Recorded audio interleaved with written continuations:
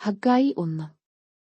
ദാര്യാവേശ് രാജാവിന്റെ 2-ാം ആണ്ടു 6-ാം മാസം 1-ാം തീയതി യഹോവയുടെ അരുളപ്പാട് ഹഗ്ഗായി പ്രവാചകൻ മുഖാന്തരം യെഹൂദാദേശാധിപതിയായി ശെയല്തീയേലിന്റെ മകനായ സെരുബ്ബാബേലിനും മഹാപുരോഹിതനായി യഹോസാദാക്കിന്റെ മകനായ യോശുവയ്ക്കും ഉണ്ടായതെന്തെന്നാൽ, സൈന്യങ്ങളുടെ യഹോവ ഇപ്രകാരം അരുളിച്ചെയ്യുന്നു, യഹോവയുടെ ആലയം പണിവാനുള്ള കാലം വന്നിട്ടില്ലെന്നു ഈ ജനം പറയുന്നുവല്ലോ.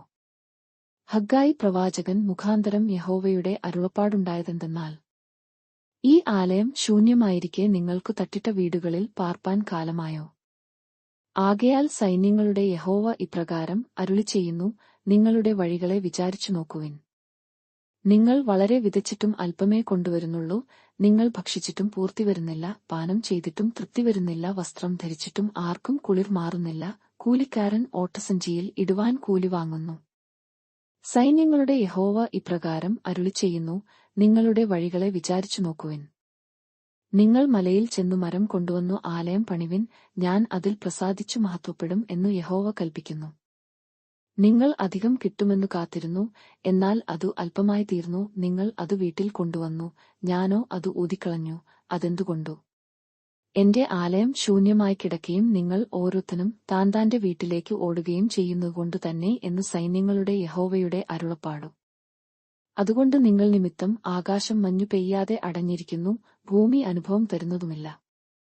ഞാൻ ദേശത്തിന്മേലും മലകളിന്മേലും ധാന്യത്തിന്മേലും വീഞ്ഞിന്മേലും എണ്ണയിന്മേലും നിലത്തെ വിളവിന്മേലും മനുഷ്യരുടെ മേലും മൃഗങ്ങളുടെ മേലും കൈകളുടെ സകല പ്രയത്നത്തിന്മേലും വറുതിയെ വിളിച്ചുവരുത്തിയിരിക്കുന്നു. അങ്ങനെ ശെയല്തീയേലിന്റെ മകനായ സെരുബ്ബാബേലും മഹാപുരോഹിതനായി യെഹോസാദാക്കിന്റെ മകനായ യോശുവയും ജനത്തിൽ ശേഷിപ്പുള്ള ഏവരുമായി തങ്ങളുടെ ദൈവമായ യഹോവയുടെ വാക്കും തങ്ങളുടെ ദൈവമായ യഹോവയുടെ നിയോഗത്തിനു ഒത്തവണ്ണം ഹഗ്ഗായി പ്രവാചകന്റെ വചനങ്ങളും കേട്ടനുസരിച്ചു. ജനം യഹോവയെ ഭയപ്പെടുകയും ചെയ്തു. അപ്പോൾ യഹോവയുടെ ദൂതനായ ഹഗ്ഗായി യഹോവയുടെ ദൂതായി ജനത്തോടു, ഞാൻ നിങ്ങളോടു കൂടെ ഉണ്ടെന്നു യഹോവയുടെ അരുളപ്പാടു എന്നു പറഞ്ഞു. യഹോവ യെഹൂദാദേശാധിപതിയായി ശെയല്തീയേലിന്റെ മകനായ സെരുബ്ബാബേലിന്റെ മനസ്സും മഹാപുരോഹിതനായി യഹോസാദാക്കിന്റെ മകനായ യോശുവയുടെ മനസ്സും ജനത്തിൽ ശേഷിപ്പുള്ള ഏവരുടെയും മനസ്സും ഉണർത്തി. അവർ വന്നു തങ്ങളുടെ ദൈവമായ സൈന്യങ്ങളുടെ യഹോവയുടെ ആലയത്തിങ്കൽ വേല ചെയ്തു.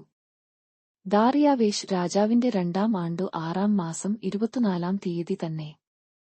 ഹഗ്ഗായി 2.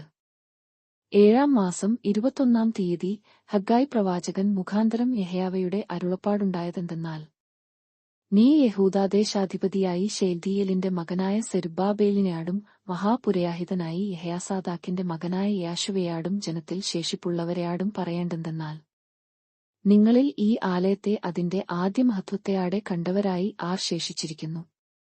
ഇപ്പയാൾ കണ്ടിട്ടു നിങ്ങൾക്കു എന്തു തയാന്നുന്നു? ഏതുമില്ലാത്തതുപയാലെ തയാന്നുന്നില്ലയാ? ഇപ്പയാഴയാ സെരുബ്ബാബേലേ, ധൈര്യപ്പെടുക എന്നു യഹോവയുടെ അരുളപ്പാടു. മഹാപുരോഹിതനായി യഹോസാദാക്കിന്റെ മകനായ യോശുവേ, ധൈര്യപ്പെടുക.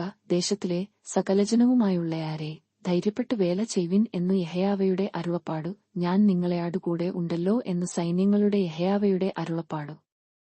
നിങ്ങൾ മിസ്രയീമിൽ നിന്നു പുറപ്പെട്ടപ്പയാൽ ഞാൻ നിങ്ങളെയാടു ചെയ്തിരിക്കുന്ന നിയമത്തിന്റെ വചനം ഓർപ്പിൻ. എന്റെ ആത്മാവു നിങ്ങളുടെ ഇടയിൽ വസിക്കുന്നു, നിങ്ങൾ ഭയപ്പെടേണ്ട. സൈന്യങ്ങളുടെ യഹോവ ഇപ്രകാരം അരുളിച്ചെയ്യുന്നു, ഇനി കുറഞ്ഞയാന്നു കഴിഞ്ഞിട്ടു ഞാൻ ആകാശത്തെയും ഭൂമിയെയും കടലിനെയും കരയെയും ഇളക്കും. ഞാൻ സകല ജാതികളെയും ഇളക്കും, സകല ജാതികളുടെയും മനയാഹാരവസ്തു വരികയും ചെയ്യും. ഞാൻ ഈ ആലയത്തെ മഹത്വപൂർണമാക്കും എന്നു സൈന്യങ്ങളുടെ യഹോവ അരുളിച്ചെയ്യുന്നു. വെള്ളി എനിക്കുള്ളതു, പൊന്നും എനിക്കുള്ളതു എന്നു സൈന്യങ്ങളുടെ യഹോവയുടെ അരുളപ്പാടു.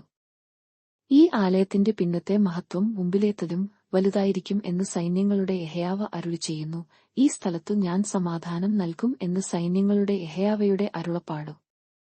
ദാര്യാവേശിന്റെ 2-ാം ആണ്ടു 9-ാം മാസം 24-ാം തീയതി ഹഗ്ഗായി പ്രവാചകൻ മുഖാന്തരം യഹോവയുടെ അരുളപ്പാടുണ്ടായതെന്തെന്നാൽ, സൈന്യങ്ങളുടെ യഹോവ ഇപ്രകാരം അരുളിച്ചെയ്യുന്നു, നിങ്ങൾ പുരോഹിതന്മാരെയാട് ന്യായപ്രമാണത്തെക്കുറിച്ചു ഛേദിക്കേണ്ടതെന്നാൽ, ഒരുത്തൻ തന്റെ വസ്ത്രത്തിന്റെ കെയാന്തലയ്ക്കൽ വിശുദ്ധമാംസം വഹിച്ചു, ആ കെയാന്തലകൊണ്ടു അപ്പമയാ പായസമയാ വീഞ്ഞയാ എണ്ണയാ ഏതെങ്കിലും ഒരു ഭക്ഷണസാധനമയാ തൊട്ടാൽ അത് വിശുദ്ധമാകുമയാ? അതിന്നു പുരോഹിതന്മാർ ഇല്ല എന്നുത്തരം പറഞ്ഞു. എന്നാൽ ഹഗ്ഗായി, ശവത്താൽ അശുദ്ധനായ ഒരുത്തൻ അവയിൽ ഒന്നു തൊടുന്നുവെങ്കിൽ അതു അശുദ്ധമാകുമയാ എന്നു ഛേദിച്ചതെന്നു അതു അശുദ്ധമാകും എന്നു പുരോഹിതന്മാർ ഉത്തരം പറഞ്ഞു.